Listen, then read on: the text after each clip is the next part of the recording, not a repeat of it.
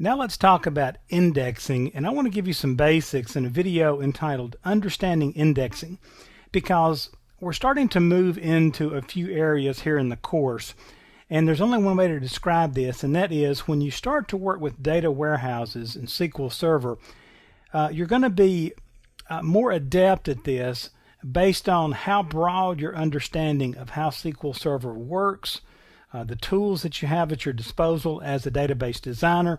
All those things kind of fit together. So the more you understand overall about SQL Server, the better you're going to be at data warehousing. And in this video, I want to talk about how indexing affects how data is both stored and how it's managed in SQL Server.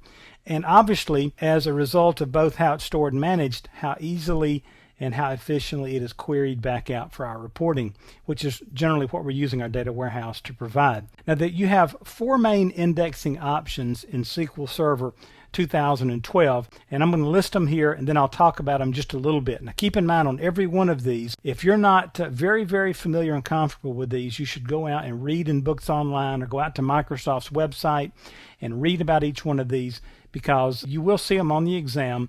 But even more important than that is you're going to need to understand these in real life, because it's very hard to say that on every data warehouse you should put this kind of index. You really need to understand what these are, how they work, to understand if it'll work or if it's helped or hurt your particular data warehouse. And then there's the old thing that a lot of times in a data warehouse environment, we just try an index and see how it does. If it's better, great, we keep it and we look like database gurus.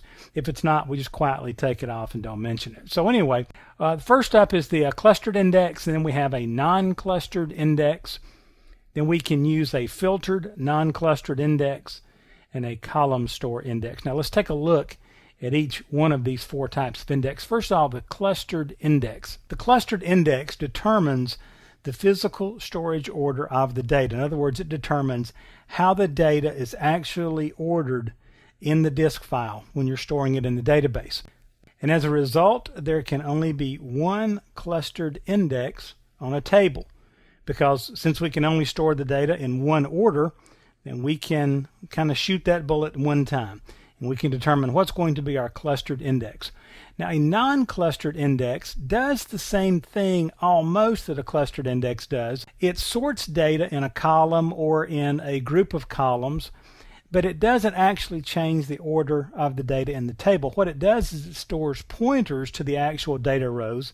And if you really want to think about it, it's kind of like the index at the back of the book. It tells SQL Server, hey, if this table was in order based on this non-clustered index, this particular row right here would be number 1. This one way up here would be number 2, and so forth.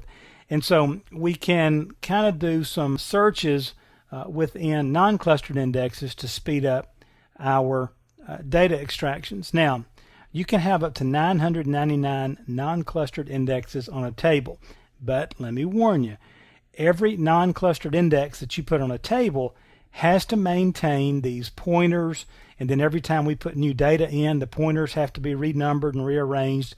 So the more non-clustered indexes you have, the faster you can pull data out of your table. However, it starts to get a whole lot slower and less efficient for adding data to the table or making changes to it. Now, in a data warehouse environment, oftentimes we're not making that many changes, and we certainly aren't doing very many updates.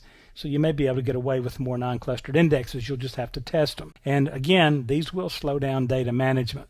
Now, a filtered non-clustered index allows you to create a non-clustered index on a column, but let's say you have a column where part of the values are very similar, and then part of the values in that column are very unique. You can create a non-clustered index just on that subset of very unique values and not waste the energy or the effort or the efficiency of creating a non-clustered index on all those very similar pieces of data. So a non-clustered filtered is just a non-clustered index, and you can choose a subset of values in a column. It's like a partial column non-clustered index. Then a column store index. This one's very interesting. This is really just a non-clustered index placed on a single column with one really cool caveat. This column then gets stored and searched separately from the data row.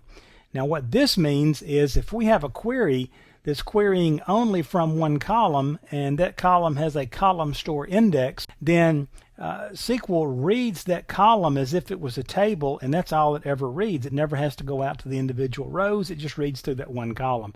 Again, read more about this, but column store indexes can be huge in data warehouses when we're pulling from single columns, and you can composite these, but you'll just have to go look at that. Adding a column store index, however, will make that column read only. And that is a limitation, but again, in data warehouses, we're not doing a whole lot of updates. Now, here's another little caveat I want to throw at you right quick before I end the video here. SQL Server stores data in its tables in two forms.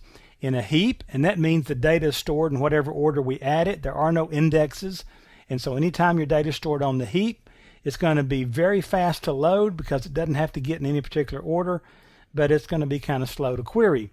All your new rows get added to the bottom. A balanced tree or a B tree organization is where the data is ordered based on the clustered index key. And so the clustered index causes it to be in a certain order. So that's just a little background on indexing in SQL Server. I hope this will help you kind of navigate your way through some of the confusion with indexing and those questions on the exam.